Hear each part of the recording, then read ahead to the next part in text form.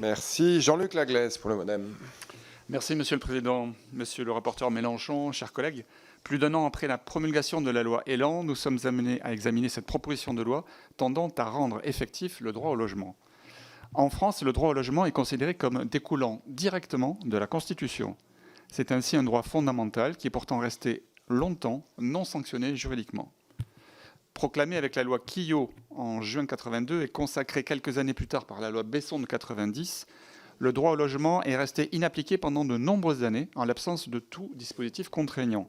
C'est seulement en 2007, sous l'impulsion décisive du monde associatif, qu'il convient de saluer, que le droit au logement opposable a été mis en place, consolidé par la suite en 2014 et 2017.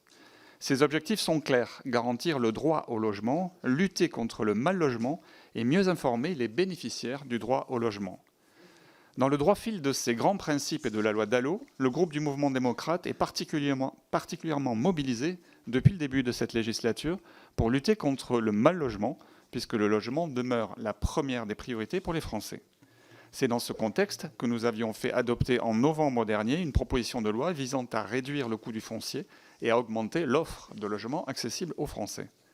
Nous comprenons donc parfaitement l'intention du groupe de la France Insoumise de s'attaquer à un problème malheureusement persistant dans notre pays. Toutefois, pour plusieurs raisons que je vais évoquer ci-après, nous ne pouvons pas nous retrouver dans les propositions qui sont émises aujourd'hui.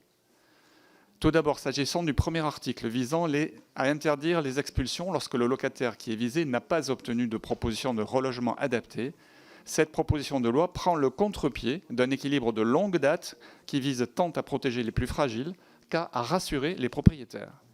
Les procédures sont en effet déjà très sécurisées, parfois même très longues, et permettent déjà le relogement du locataire dans des conditions adaptées en cas d'inadéquation de ses ressources avec le montant du loyer.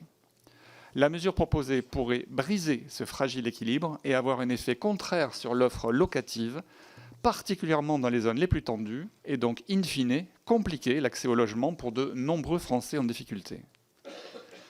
Ensuite, s'agissant de l'encadrement des loyers, les collectivités qui le souhaitent peuvent déjà l'expérimenter depuis la loi Elan.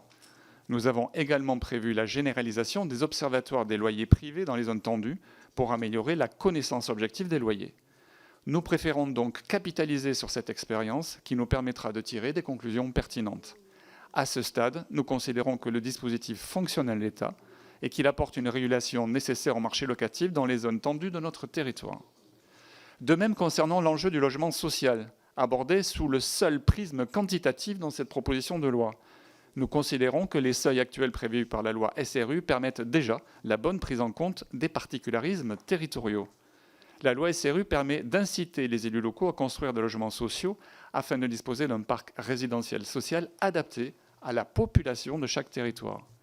Les services de l'État procèdent chaque année à un inventaire contradictoire avec les communes concernées, qui peuvent déjà se voir imposer des sanctions en cas de manquement à cet effort de solidarité nationale. Enfin, concernant la lutte contre l'habitat indigne, souvent une conséquence des marchands de sommeil et aussi de la dégradation des copropriétés, celle-ci a été significativement renforcée par la loi Elan, qui facilite notamment les poursuites judiciaires et fiscales, l'intervention des pouvoirs publics et la confiscation des biens. Pour l'ensemble de ces raisons, le groupe du Mouvement démocrate ne soutiendra pas votre proposition de loi. Merci.